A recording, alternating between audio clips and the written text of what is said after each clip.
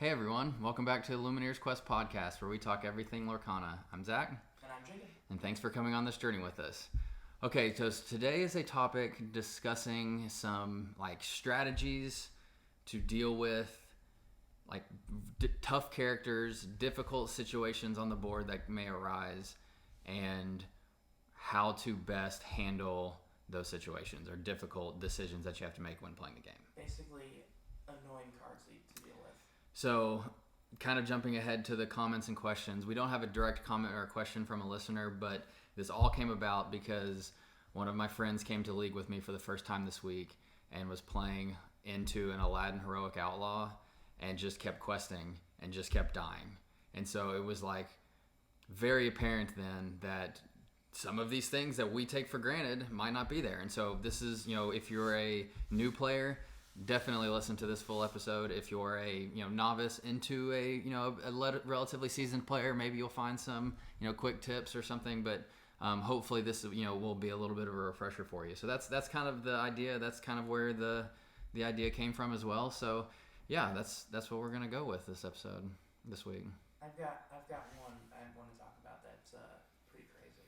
So. All right, well we'll get into it. So again, if you're listening on the podcast or the audio versions on any podcast network, you can follow our channel on YouTube at Illumineers Quest. If you have any questions or want to comment on anything or any future ideas, you can message us on Twitter or X at LorcanaPod. And then same for our email, lorcanapod@gmail.com, and you can get in touch with us and let us know what you think. So yeah, let's get into this. So again, this is kind of no direct question or comment from a listener this time, but kind of in our local community on what to do with the friend that we played with that got a 12 lore shift in one game. So, okay, first topic here then, card of the week. And I told you before we started filming, I'm stealing this one because even though I think it's your turn, because I have a very strong feeling about this one. So Hades, if I tell you Hades, what's the first Hades that comes to your mind? Is it the god of Olympus, I think? What, King of Olympus? I forget what name. the amber one, right? Yeah. Okay. Bloodborne. That's correct, but I have a different Hades in mind because I think it's one of the strongest cards right now, especially on the deck I've been playing. So I'm looking at Hades, Lord of the Underworld. So 4 cost uninkable, 3 strength, 2 willpower, but his ability blows him over the top for me. So his ability is when you play this character, return a card from your discard to your hand. So the way that I've been using this, and he's in the deck that I've been playing on Pixelborn lately, is if you need him early, if you need something early, then gets banished. I usually use him on Rafiki to go in and rush and to be able to take a card out real quick. And so if I don't have a Rafiki in my hand and I know I'm going to need to challenge, then I'll do it relatively earlier then to get Rafiki back in my hand to be able to reuse him. But the most impactful way to do it is I've been playing an Amber Amethyst deck, and so I've got Rockstar Stitch, then Surfer Stitch, and Elsa, Spirit of Winter. So imagine that you be preparing my board, I pull out a Hades and get Elsa right back. Or I get, Dragonfired, and I pull whatever card you just Dragonfired right back. It's really, really annoying to deal with. It's one of the first things I thought of with synergies like that is, it's not in the game yet, but Dinner Bell.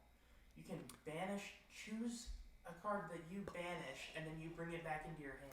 That's insane. Honestly, that hadn't even occurred to me, but you're right. I think there's definitely some synergy there because just the ability, so the reason I say that this is the card of the week and the reason I've been so jazzed on it lately is because, you have, and it ties in perfectly with this episode, is, once you get into the mid and the late game is when a lot of people's importance cards start coming out, whether it be a giant Tinkerbell or a Elsa Spirit of Winter or an Ursula. Yeah, a lot of stuff that's really incredibly hard to deal with.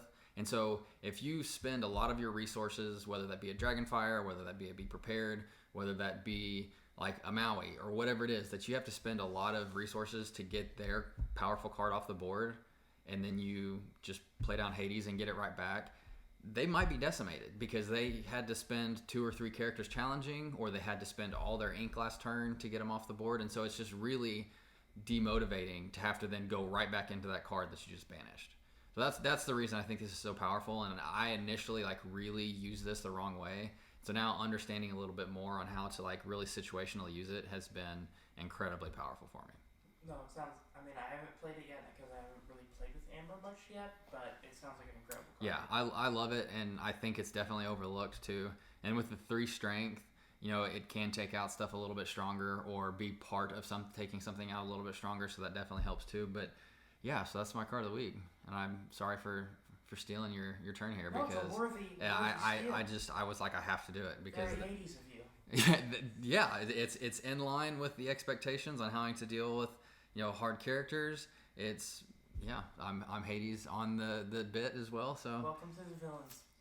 Yeah. Welcome. Okay.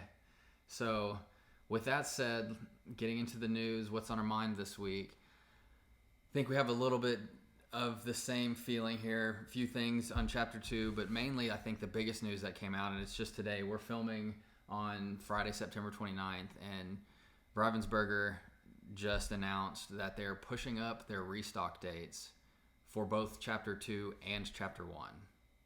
Super great. So they're doing it in time for the holidays, so they're doing it this year in December versus January of next year, which, one, I'm still trying to finish my play sets of a lot of these cards for Chapter 1, but 2, with the way that things have been going, Chapter 2 is going to be just as hard to get as Chapter 1, and so knowing all of these that are coming out will hopefully at least maybe suppress a little bit of the scalping. I mean, I know it'll still happen, and I know it'll be out there, but maybe we have a little bit less of that to deal with. I mean, I think they're seeing how well this is selling and how well it's going fast. So hopefully they really see that helping out the gaming community gets people more excited about the game and just overall more hype around it because they're able to play the best cards and the best decks in the game.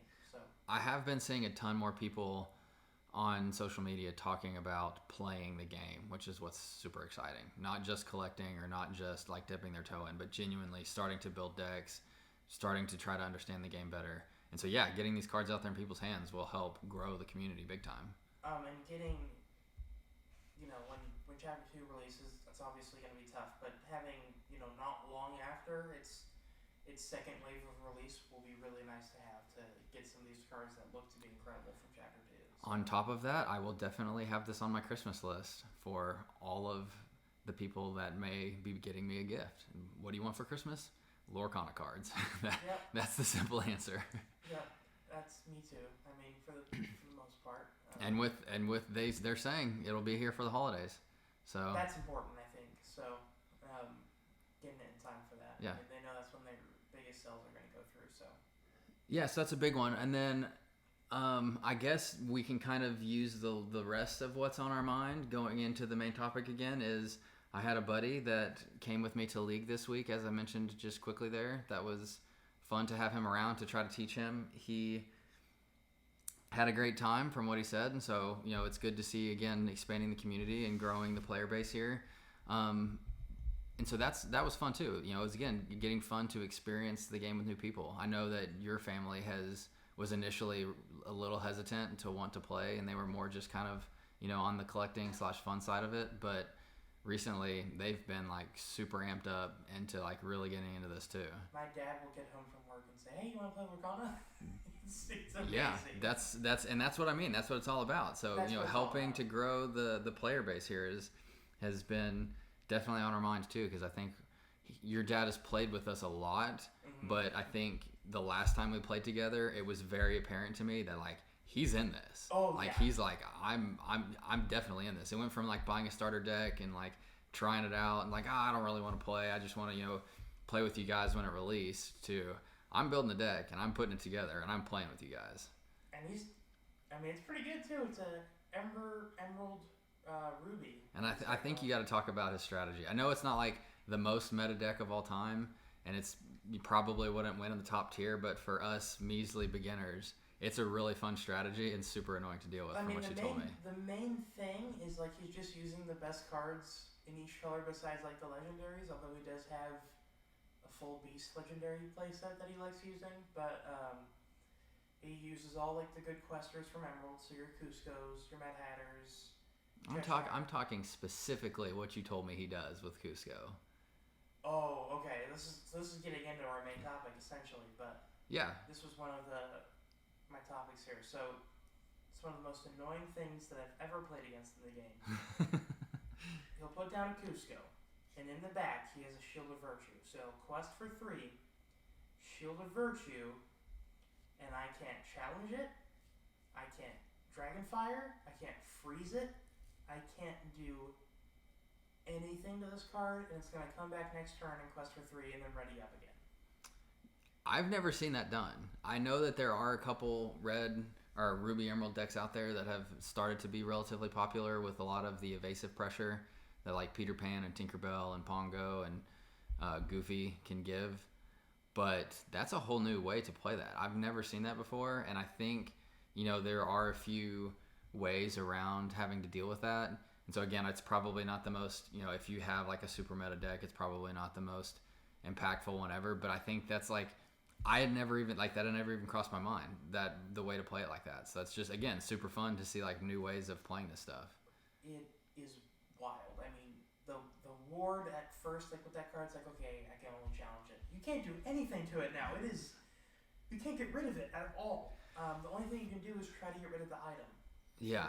So let's jump into the main topic here. How to deal with annoying, powerful cards, essentially.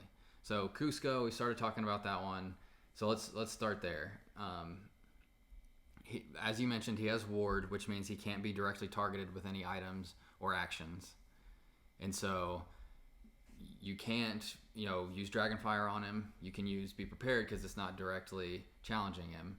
But normal things too, like Smash or any other damage dealing thing won't work against him. And so it's really hard to take him off outside of challenging. And so if, like you said, you have somebody playing against you that has Shield of Virtue to ready him back up, then you can't challenge him either. And so to your point, you have to have some sort of item removal, which is kind of few and far between these days, to deal with it, or to kind of just beat him to the finish line, which I think when you have somebody questing for 3 every turn with 1 card, that's pretty hard. He'll also use like Fan the Flames with it too, so that's it's really hard to deal with. And that's only 1 cost, and he's able to do that. So he's able to play another card on top of it instead of doing 3 for Shield of Virtue. So I am in the process of figuring out how to deal with that specifically. Yeah, I mean that's a really specific example with Cusco. No, it is. So again, given he has ward, it's you can't, like we said, you can't deal any direct damage to him. So most of the time, the scenario when talking about dealing with really impactful cards with this, it is like use Dragonfire or Let It Go, or Hades that has the Let It Go ability that puts him in their Inkwell, or something like that. And so that's kind of a blanket statement for all of these, right? Mm-hmm. Like Dragonfire, aside from something that has ward, is always going to be a great option. Even if it's something that costs 2, maybe 3 ink, but is really annoying to deal with. Like I've had Flynn Rider Dragonfire before. I don't think that's a bad play. When I started, I definitely wouldn't have understood that because Flynn costs 2, Dragonfire costs 5, but Flynn is really annoying to deal with, and if you don't have many cards to begin with, it's not a bad play. No. But that's kind of, again, across the board on things, any direct damage, any direct removal, stuff like that. That's obviously good ways to take care of any of these cards. So outside of that, that's kind of where our focus is going to be. It's going to be synergies with other cards and other characters to take out the bigger threats. Again, for Cusco, that strategy your dad's using is insane. I think you just kind of have to play around that one, or remove Shield of Virtue with like a Befuddle or a Beast from Steel that has the ability to remove items when played. Outside of that, it's kind of hard because there's not a bunch to deal with items yet. So I think in that given scenario, you either got to do some sort of item removal, or you have to just kind of erase him to the finish and deal with everything else on the board and just not worry about it, because that's an insane strategy. It's crazy. Okay.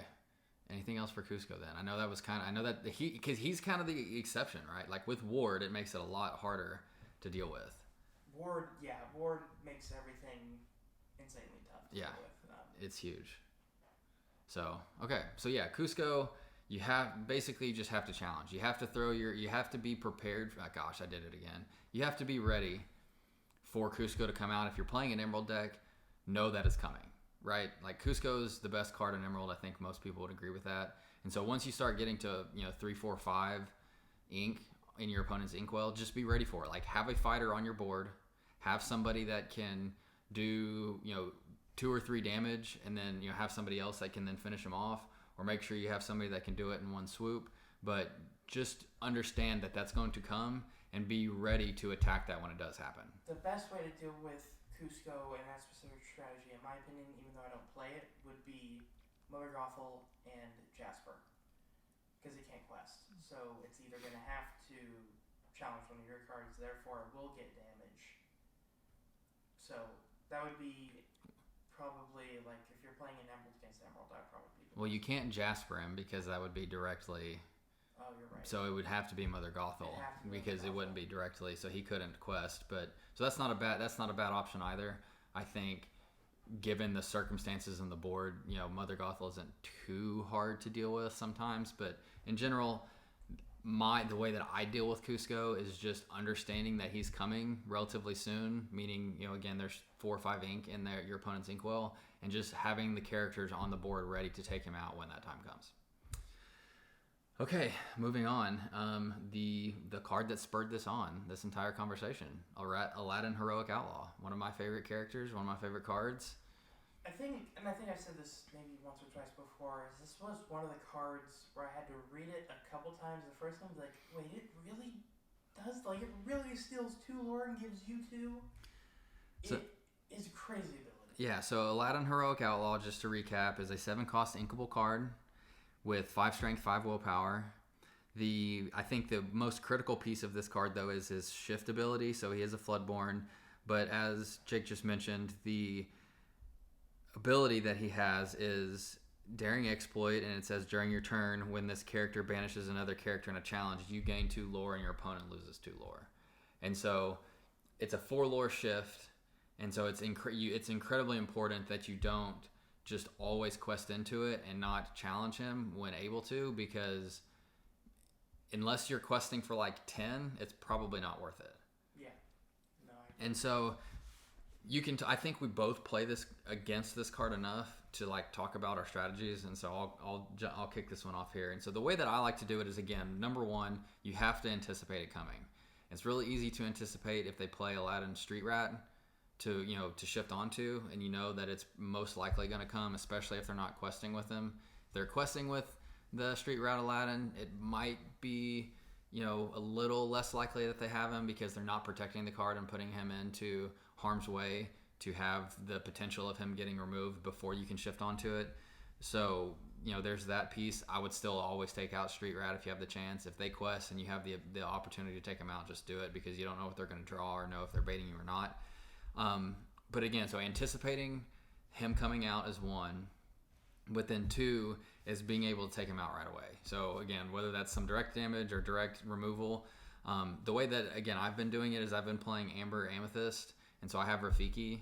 And so what I'll do is if I know it's coming and I have a Rafiki in my hand, I'll just quest. If I have somebody that can deal 2 damage to him, that's fine. Deal the 2 damage, do the, he challenges, you do the 4 lore shift, but then you can remove him immediately. And so rather than having to just sit there and wait 3 or 4 turns with you not questing because it's such a big burden on the board, just be ready for it. Take the hit because he's going to come on there eventually, and you have to deal with it at some point. Take the hit, get him off the board, and move on. So what I've done this multiple times against my dad. It's basically a makeshift Dragonfire. I know we're not talking about Dragonfire specifically, but this is essentially a makeshift version of it. So I use it's a Dreamborn Elsa. It's the one that if you exert that card, it exerts a... Oh, the 3-cost Snow Queen Elsa. Yes. So I'll use that to exert the Heroic Outlaw before it's ready to go. It's still drying, and then I'll Maui it. That's a great option too. It's essentially a makeshift Dragonfire, but that'll be my example for a lot of these bigger cards too. So being proactive. So yes. Doing so not letting them make the decisions, you making the decisions. Yes. That's a big one too. Is again, so anticipation and aggression into them, I think, are both good, like, overarching strategies on things to consider when dealing with these. For sure.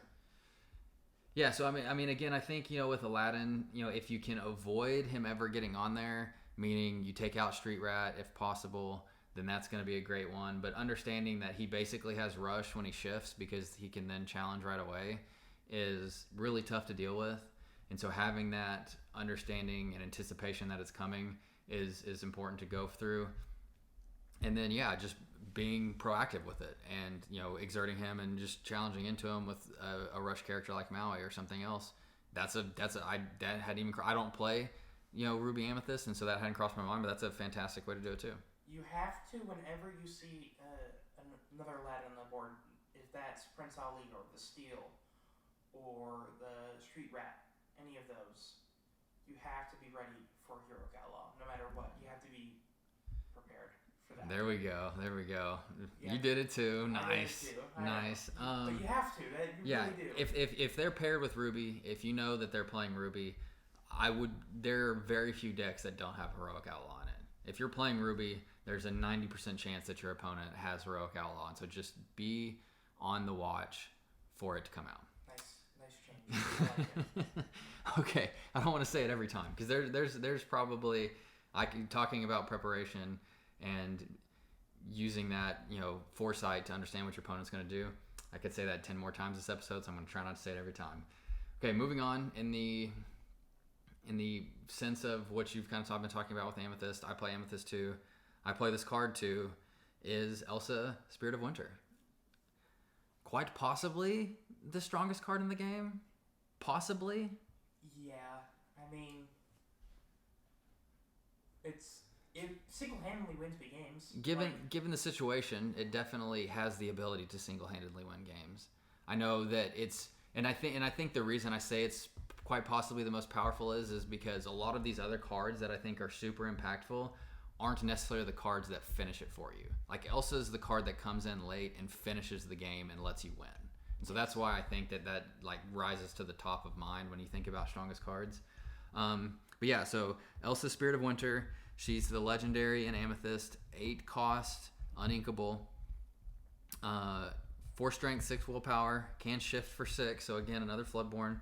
And her ability is Deep Freeze. Whenever you play this character, exert up to 2 chosen characters they can't ready at the start of the next turn.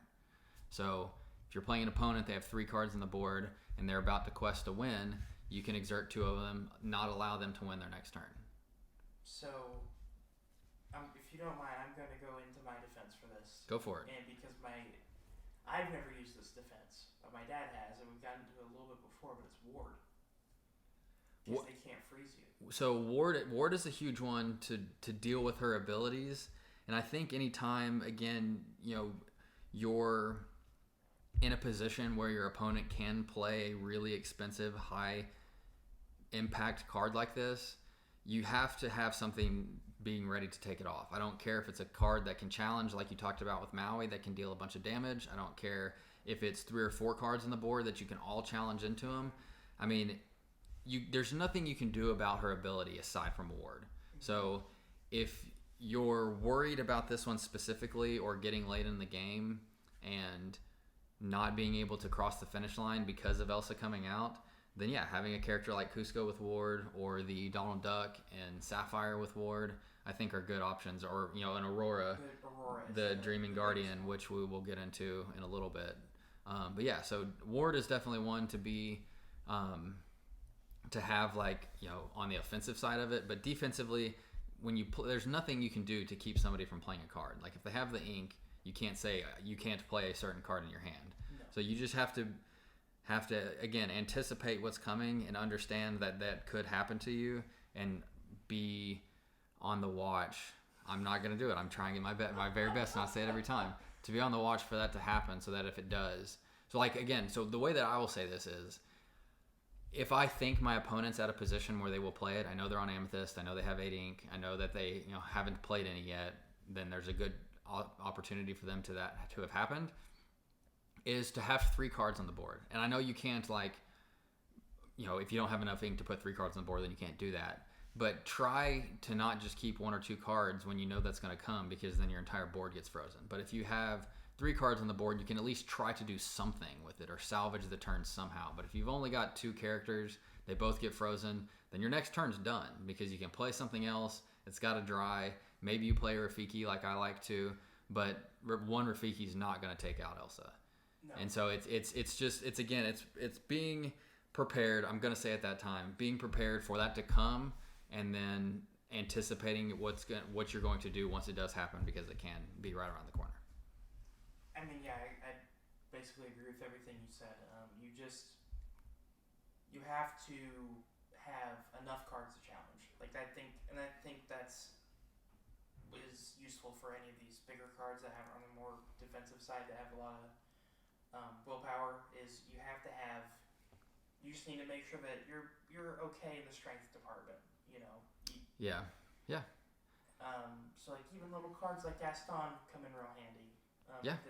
That's a great example. I mean, I think that this was a big mistake that I made really early on too, was just kind of having not like just vanilla cards that don't have abilities, but just very generic cards that are all kind of just do a little bit of everything. And that's when we started to talk about like Gaston and Maui and some of these characters that have Reckless that can't quest, but they still have a ton of value, because once you get to this point in the game, you have to have somebody that can challenge. And if all your characters do 2 or 3 damage, maybe even 2 is a very normal number for damage, to do in challenges for lower cost cards. Take 3 to take her out. And so I think you just have to, again, have the foresight to put cards like Maui, like Rafiki, like Gaston, like Zeus, like Giant Tinkerbell, some of those other challenging cards that are mainly focused on card removal, or even like a Captain Hook or a Prince Eric. They both do 3 damage and they're both super low cost. And so if you have 2 of those on your board, then boom, boom, she's dead. Yeah. So that's another great option. Okay, so just be ready for removal, essentially. Yes. And again, you can't really stop her ability unless you have a ward. And so if you don't do that, then just understand that she could come and have cards on the board to take her off when that happens. Okay, so we'll stick with Amethyst here. Let's move on over to Ursula. And I think we haven't really talked about Ursula too much, but I've started to see her a little bit more. And so it's hard to have a plan for her, because she hasn't been super relevant or super prevalent yet. But Ursula is a 7-cost uninkable Amethyst card with only 2 strength, but she's got 8 willpower. And on top of that, she quests for 3. So huge tank, quests for a ton. And her ability is, when you play this character, each opponent loses 1 lore. You may draw a card for each lore lost this way. So, getting into a little bit of the multiplayer stuff that we talked about last week. But I will start on this one too, real quick. Honestly, I just kind of ignore Ursula. And maybe that's not the right focus, but if you can take everything around her out and they're only questing for 3, then that's not the worst thing in the world, especially if, again, you're ready for it. Like if you have a Elsa Spirit of Winter on your side, or you have something on your side that can slow them down, I don't think it's worth challenging into with that 8 willpower, because even a Maui can't take her out. You'd have to have 2 Mauis to take her out. Which is insane.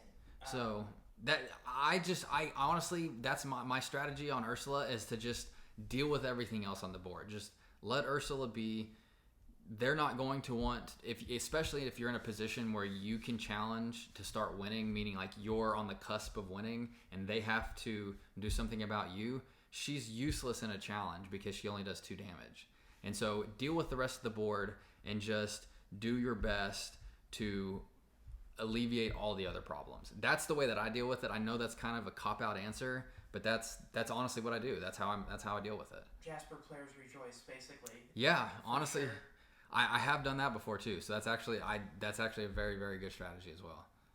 And I know it's tough. When specific ways to get rid of cards are in specific inks, and so you could be playing 2 inks that have nothing to do with getting rid of this specific card like this. So usually there's a strength in every ink, and you just kind of have to figure that out and what it counters. And that's overall with this topic, I feel like. And this one, besides the obvious, Dragonfire. Yeah, I mean, if I played Ruby, would I Dragonfire it? Sure. I haven't been playing Ruby, and so that's my play around it. But yeah, obviously Dragonfire, or to your point, if you have a Giant Tinkerbell, then you probably can take it out a little bit easier, because Giant Tinkerbell can challenge into her 3 times without dying, or you can challenge into somebody else and put 2 damage on her. Yeah. And so there are always other options, but she's one that if you don't have a Jasper, I love the Jasper shout out. I should have thought of that one. If you don't have a Be Prepared, if you don't have a Dragonfire, if you don't have a Let It Go, then kind of just play around it, honestly. Yep.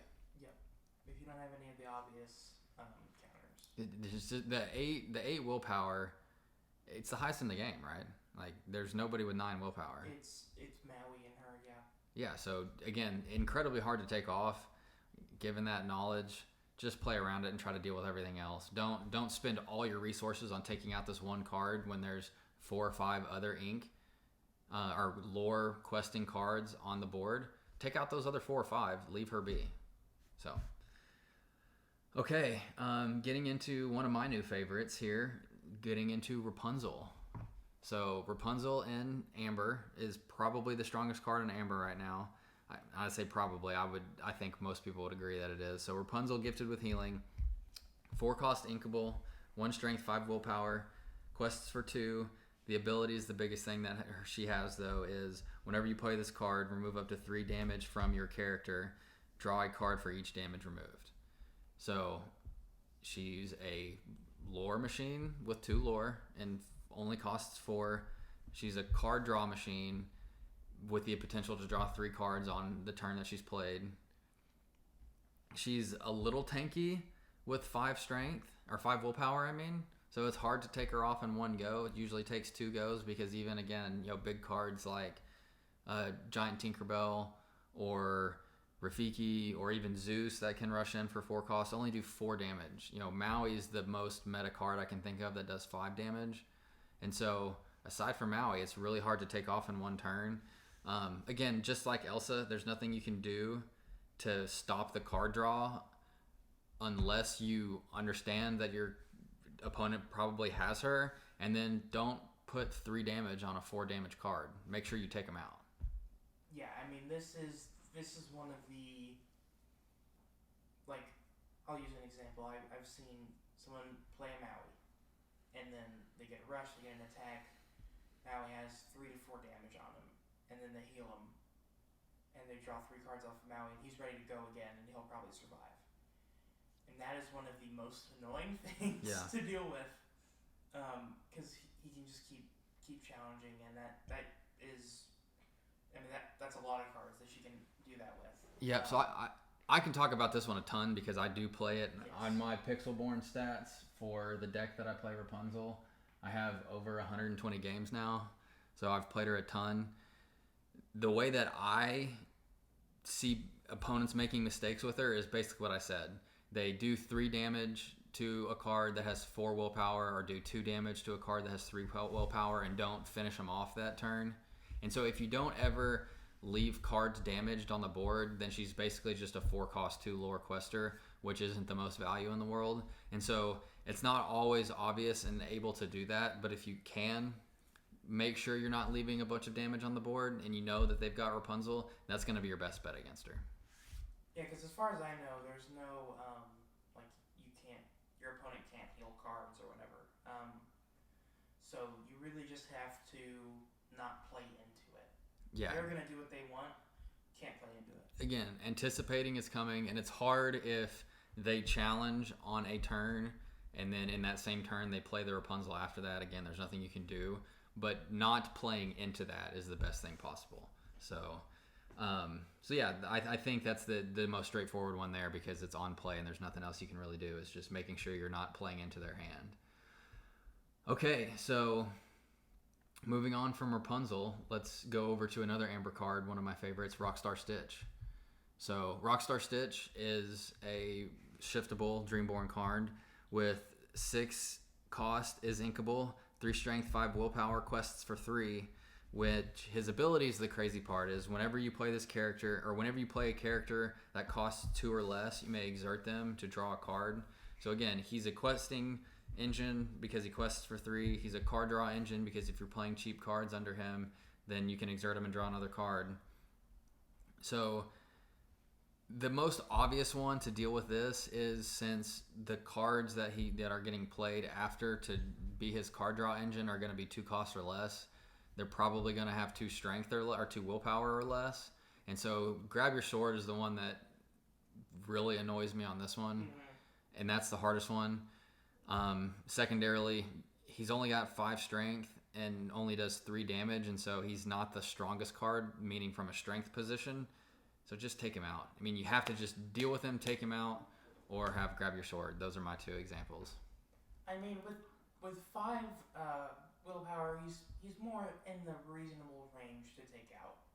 So you've got a few more ways to, like, your Gastons, will do a big chunk on him. Obviously not take him out, but like, and even some Amethyst cards will do a bigger chunk on him too. So chances are you have a card that will do 2 damage and a card that will do 3 damage on the board by that turn. Yes. And so don't be afraid to challenge 2 cards into him and take him out. It's very worth it. Because more than likely that will probably save you a good chunk of the game. It'll save you a massive amount if you don't take him out, because again, if like, you know, if let's say he's not shifted, and so he plays the card on turn 6, on turn 7 he's got 7 ink, and so he plays 3 1-cost cards and a 2-cost card, and he just replaced all those cards in his hand.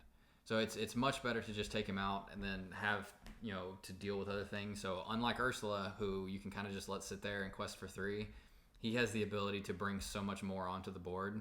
So you have to just get rid of him. It's the exact opposite of Ursula. Not much willpower, like you said. Just get rid of it. Best you can do. You have to deal with that one head on. Okay. So moving on to the other Ruby card of the set that we have, Maleficent Monstrous Dragon, which has the ability of Dragonfire, which when she's played, she can banish any character without ward. And then has 7 strength, 5 willpower. So the 7 strength is really, really difficult to deal with. 9 cost though, you know, so the 9 cost makes her, you know, a really late game play, and then quests for 2. I really don't know what you do with this. I mean, I'll let you play with this a little bit more, and I know your dad plays with it, so. I mean, the way I've explained this card sometimes is it basically can use Dragonfire twice, because it's using that obviously like insta-banish, but then the 7 strength. 7 strength can take out pretty much anything in the game besides Ursula and Maui, Big Steel Maui. Other than that, it basically has another insta-banish. And obviously, ward is the most helpful, but other than that... Just I'm going to do it since it's a Ruby card. Be prepared for it to come and understand, and just anticipate it coming and deal with the repercussions of it, because there's nothing you can do if your characters don't have ward. And now, obviously, one of the bigger things around this whole topic, too, is most of the more annoying cards are legendaries, so you're not going to see maybe a full play set of 4 of these if you're going in League and stuff. If you do, you're very unlucky. Sometimes it happens. So, if there's the small chance that you have to deal with these cards, there's a very high likelihood you cannot deal with them. And this card being included in that, there's not much you can do. Yeah, this one's so late in the game with a 9 cost that at that point it's probably a race to the finish line. And if they're playing the Super Control Amethyst Ruby deck and they're starting to get these out every turn, then you kind of just in trouble at that point. You probably will have had to have done a lot of moves early on in the game to get yourself into a position where you can win before this happens. If she's coming out turn after turn, you know, if they have a bunch of these and they haven't played them yet or inked them, it kind of might just be GG's. Yeah. So. Yep. Okay, so that one's a tough one. I think you just kind of, you know, again, I don't really like challenging into her because she's going to take out whatever you challenge into her. So just leave it there. Deal with be ready to deal with the Dragonfire that she has the ability for, and move on. So, okay, we've got 2 left. We've got one in Sapphire and one in Steel. So starting with Sapphire here, we have Aurora the Dreaming Guardian, the one that gives ward to the rest of the board. So how much we've already talked about ward and how powerful it is this turn, I think you just got to take it out. I think if she's got 5 strength, so again, kind of like Rockstar Stitch, not the most powerful card in the game, And given the fact that she doesn't give herself ward, and I think that's one of the things that gets overlooked about her is that she herself does not have ward. Like I think I've played like my first few goes playing her. I didn't realize it didn't like click with me that she didn't have ward. So a Dragonfire, we're not talking about that, but something like that will work on her, just not any other. Yep. And so if your plan is like with Elsa, to freeze characters, she negates that like we talked about. Mm-hmm. So again, this is one that you have to hit head on. Have cards in your deck that are solely purposed to challenge. Captain Hook, Prince Eric, Rafiki, Maui. Even like Phil on, Sapphire that is a 2 cost but has 3 strength, or has the support ability too. Like, just have somebody in your deck to deal with these cards. And so I think, again, another overarching theme of this is have somebody that's dedicated to challenging in your deck. Because if you don't have somebody dedicated to challenging, it's going to be really hard to decide who to challenge into these cards. And there's some inks where that's really hard to do. Like, obviously the easy one is Steel or Ruby.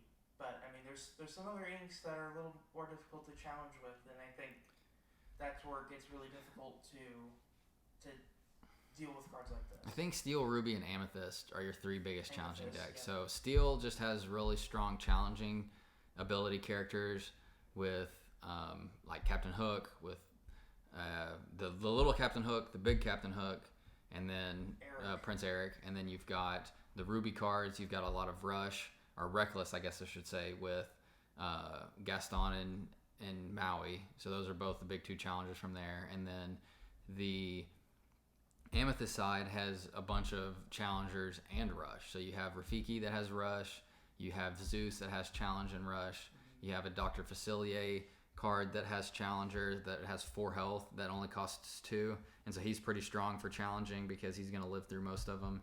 And so, yeah, I think just, again, having the foresight when you're building your deck to have somebody dedicated to challenging. So when these difficult situations do come up, who you're going to tap to go and challenge the person into. So again, I think to sum up here, I think Aurora is one that you have to challenge into. You have to be ready, challenge into her, and move on. Okay, final one. Moving over to Steel, we have Tinkerbell Giant Fairy, which quite possibly is one of the most annoying on my list, maybe top 2 or 3, just given the deck I've been playing recently. This is a card that fits into the same realm as the Maleficent, where kind of difficult to deal with it.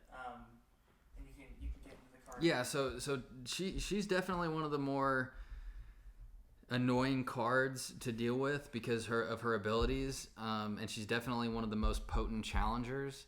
And so she's a 6 strength or 6 ink cost inkable card with 4 strength, 5 willpower.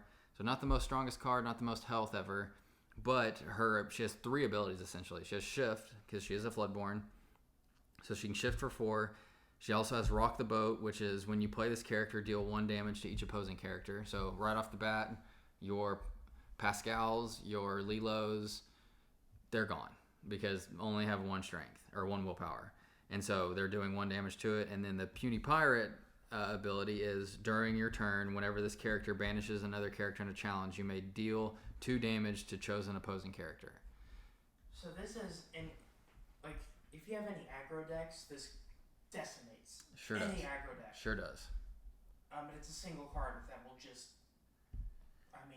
this is the aggro deck killer. It's probably the most annoying card that I have to play against too, because I start off with Pascal, I start off with Small, Stitch, I start off with Simba, and then I start off with like Maleficent and Amethyst that draws a card when you play her, and she's got 2 strength, 2 willpower too. So the Maleficent Sorceress card, all of those cards can be taken out by 1 Tinkerbell, basically in 1 turn. And so it's again, anticipating that's coming and not playing into their hand, so not playing 1 Simba and 3 Lilos protecting behind it is probably, a good decision if you know that your opponent's playing Steel. But I kind of think this is one that you have to be aggressive on. If you just sit back and let her challenge and heal potentially even. I know that there's a really popular Amber Steel deck out there right now, and so if you're playing an Amber Steel and she challenges and then your Rapunzel heals her and she challenges again, Rapunzel heals her, she can just run rampant and decimate your entire board, and then you're in trouble.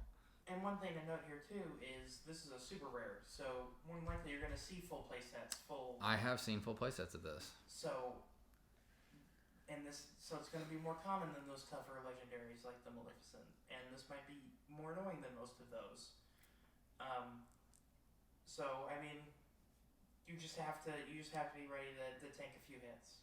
So again, this being another, we haven't talked about a shift card in a few. I mean, I guess the Aurora one was a shift as well, but you don't see Aurora shifted near as much as you do see Tinkerbell shifted. We probably should have talked about this one on the Rockstar Stitch one, but since she does have a shift target, if you can take out that shift target on any of these Dreamboard cards, take out the shift target. It makes it infinitely harder to get the card on the board, and on top of that, they can't decimate you the turn they're played. The reason that I think this giant fairy is so unfortunate to deal with is because if she shifted on, she deals 1 damage to everybody. She challenges a character the turn she's played because she shifted on.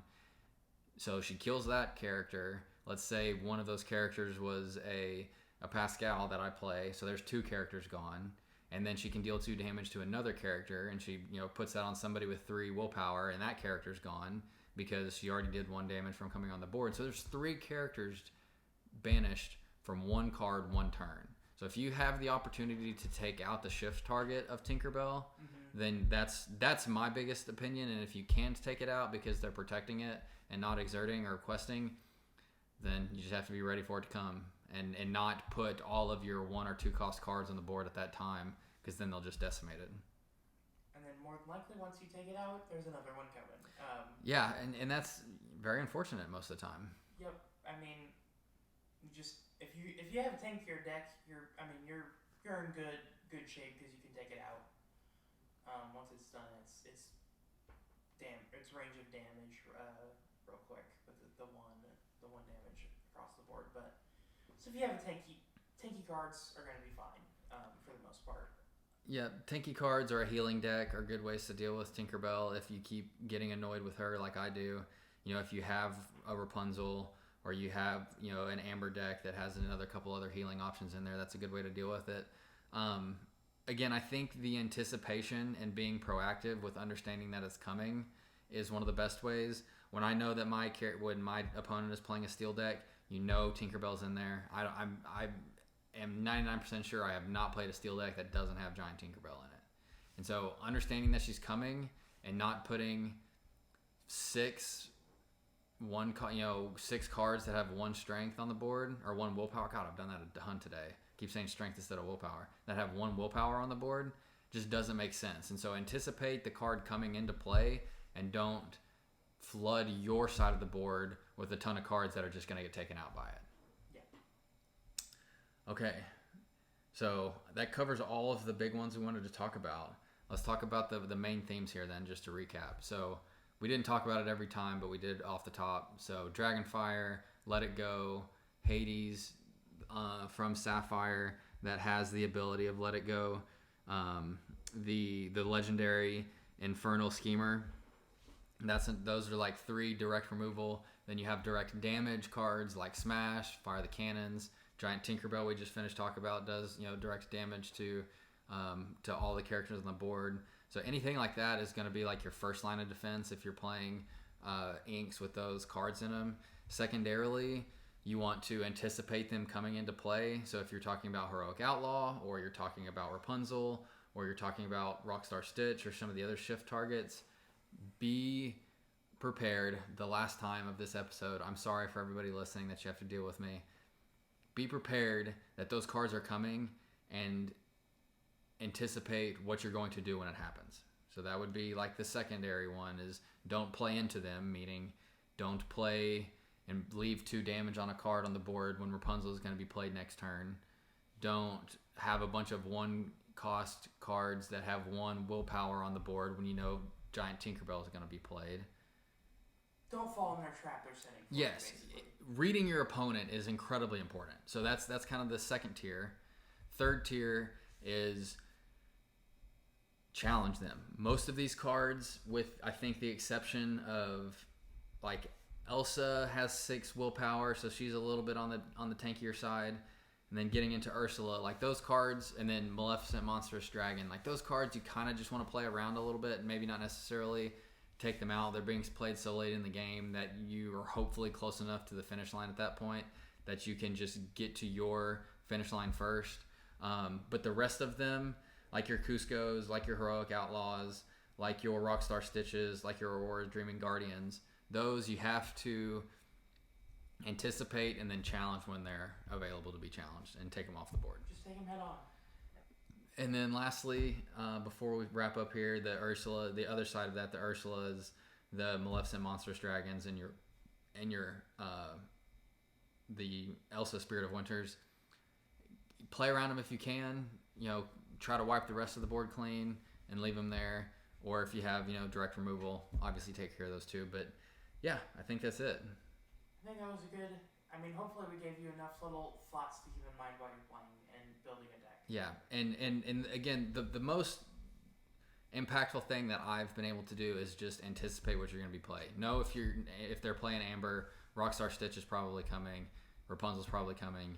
If you're playing Amethyst, Elsa's definitely coming. If you're playing Ruby, you have 100% Heroic Outlaws coming. Same with Cusco and so forth. So anticipate your opponent and be ready for it. So yeah, to your point, hopefully we helped at least a little bit and maybe help you understood the cards a little bit better and give you some tips to be successful in your league games this week. All right, hopefully you got enough out of this. Yeah, if you have any other comments or suggestions on how to deal with some of these annoying cards, let us know, and we'll make sure to amend this later on down the line. So as always, thanks for listening, everyone, and we'll catch you next time. Bye. All right, see you guys. Bye.